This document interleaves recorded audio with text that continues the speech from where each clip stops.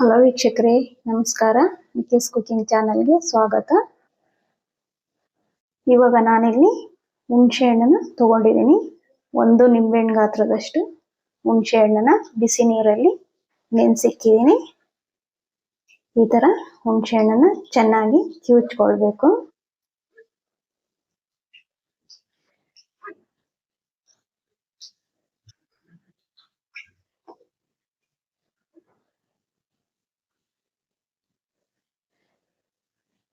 ಇವಾಗ ಹುಣಸೆ ಹಣ್ಣನ್ನ ಶೋಧಿಸ್ಕೊಳ್ಬೇಕು.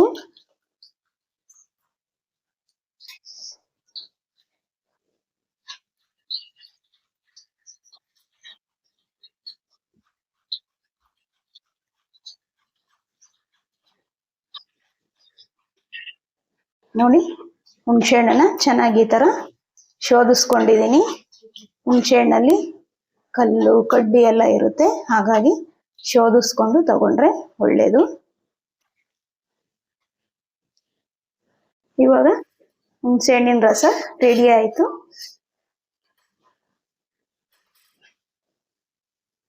ಇವಾಗ ನಾನಿಲ್ಲೊಂದು ಬಾಣಲೆ ತಗೊಂಡಿದ್ದೀನಿ. ಬಾಣಲೆಗೆ 1 ಸ್ಪೂನು ಕಡಲೆಬೇಳೆ,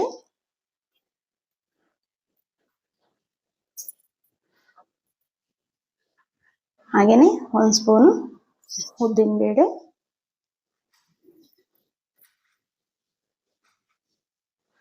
1 ಸ್ಪೂನು ಧನಿಯಾ, 1/4 ಸ್ಪೂನು ಮೆಂತ್ಯ,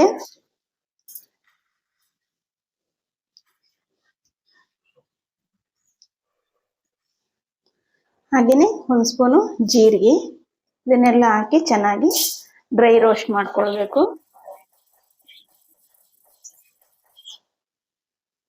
ಇದನ್ನ ಹುರ್ಕೊಳ್ಳುವಾಗ ಒಂದು ಒಳ್ಳೆ ಘಮ ಬರುತ್ತೆ, ಅಲ್ಲಿವರೆಗೂ ಹುರ್ಕೊಳ್ಬೇಕು.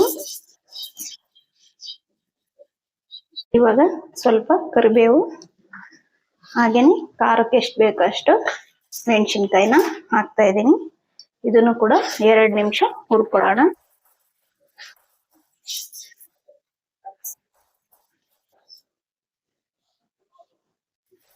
ಇವಾಗ ಹುರ್ಕೊಂಡಿದ್ದಾಯ್ತು. ಸ್ಟವ್ ಆಫ್ ಮಾಡ್ತಾ ಇದ್ದೀನಿ. ಇವಾಗ ಹುರ್ಕೊಂಡಿರೋ ಮಸಾಲೆ ಎಲ್ಲ ತಣ್ಣಗಾಯ್ತು. ಜಾರಿಗೆ ಹಾಕೊಂಡು ಪೌಡರ್ ಮಾಡ್ಕೊಳ್ಬೇಕು.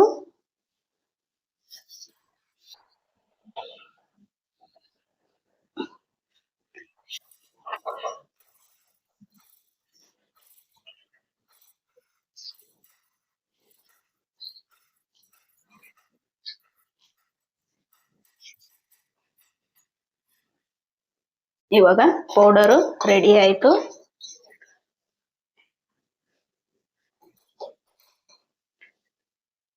ಇವಾಗ ಬಾಣಲೆ ಬಿಸಿಯಾಗಿದೆ. ಬಾಣಲೆಗೆ 3 ರಿಂದ 4 ಸ್ಪೂನು ಆಯಿಲ್ ಹಾಕ್ತಾ ಇದ್ದೀನಿ. ಆಯಿಲ್ ಬಿಸಿ ಆಯ್ತು. ಸಾಸಿವೆ ಹಾಕ್ತಾ ಇದ್ದೀನಿ. ಸಾಸಿವೆ ಚಟಪಟ ಅಂತ ಸಿಡಿಬೇಕು.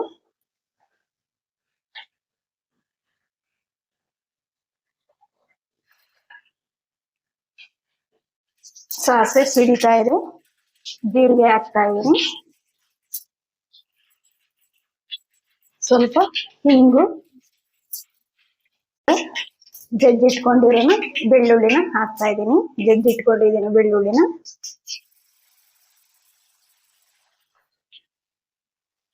ಹಾಗೇನೆ ಚಿಕ್ಕದಾಗಿ ಈ ತರ ಈರುಳ್ಳಿನ ಕಟ್ ಮಾಡಿದ್ದೀನಿ, ಅದನ್ನ ಹಾಕ್ತಾ ಇದ್ದೀನಿ. ಸ್ವಲ್ಪ ಕರಿಬೇವಿನ ಸೊಪ್ಪು, 1-2 ಒಣಮೆಣಸಿನ್ಕಾಯಿ. ಚೆನ್ನಾಗಿ ಈರುಳ್ಳಿ ಬೆಳ್ಳುಳ್ಳಿ ಎಲ್ಲ ಫ್ರೈ ಆಗ್ಬೇಕು. ಬೆಳ್ಳುಳ್ಳಿನ ಜಜ್ಜಿನೇ ಹಾಕೊಳ್ಬೇಕು.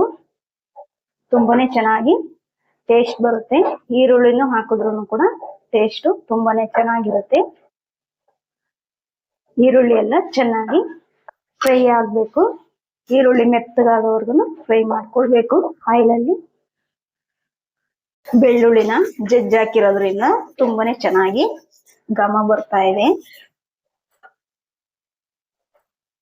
ಈರುಳ್ಳಿ ಎಲ್ಲ ಚೆನ್ನಾಗಿ ಫ್ರೈ ಆಗಿದೆ.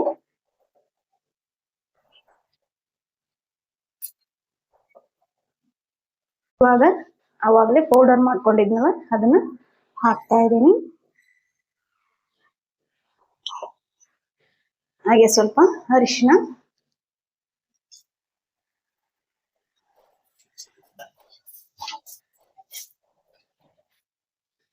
ಪೌಡರ್ ಹಾಕಿದ್ಮೇಲೆ ಚೆನ್ನಾಗಿ ಮಿಕ್ಸ್ ಮಾಡ್ಕೊಳ್ಬೇಕು.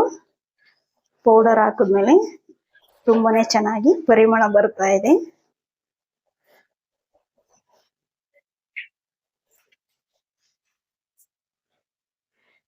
ಇವಾಗ ಹುಣಸೆಹಣ್ಣಿನ ರಸನ ಹಾಕ್ತಾ ಇದ್ದೀನಿ.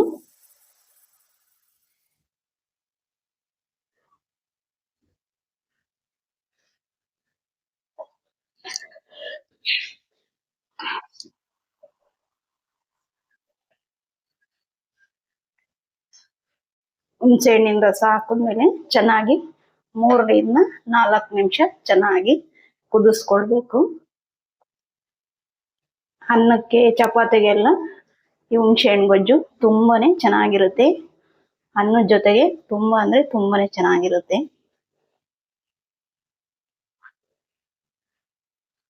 ಇವಾಗ ಕುದೀತಾ ಇದೆ. ಸ್ವಲ್ಪ ಬೆಲ್ಲ ಹಾಕ್ತಾ ಇದ್ದೀನಿ, 1 ಸ್ಪೂನು.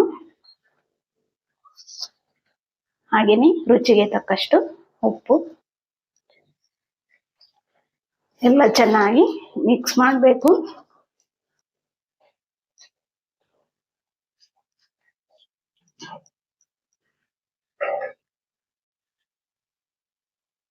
ನೋಡಿ, ಇಷ್ಟು ಗಟ್ಟಿ ಇದ್ರೆ ಸಾಕು, ರೆಡಿ ಆಯ್ತು ಹುಣಸೆಹಣ್ಣು ಗೊಜ್ಜು. ಬೆಳ್ಳುಳ್ಳಿ ಜಜ್ಜಿ ಹಾಕಿರೋದ್ರಿಂದ ತುಂಬಾನೇ ಚೆನ್ನಾಗಿ ಘಮ ಬರ್ತಾ ಇದೆ. ತುಂಬಾ ಚೆನ್ನಾಗಿ ಆಗಿದೆ.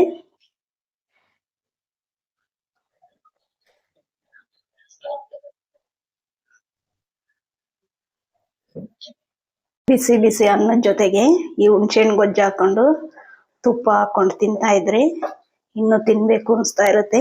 ಅಷ್ಟು ಸೂಪರ್ ಆಗಿರುತ್ತೆ ಹುಣಸೆಹಣ್ಣು ಗೊಜ್ಜು.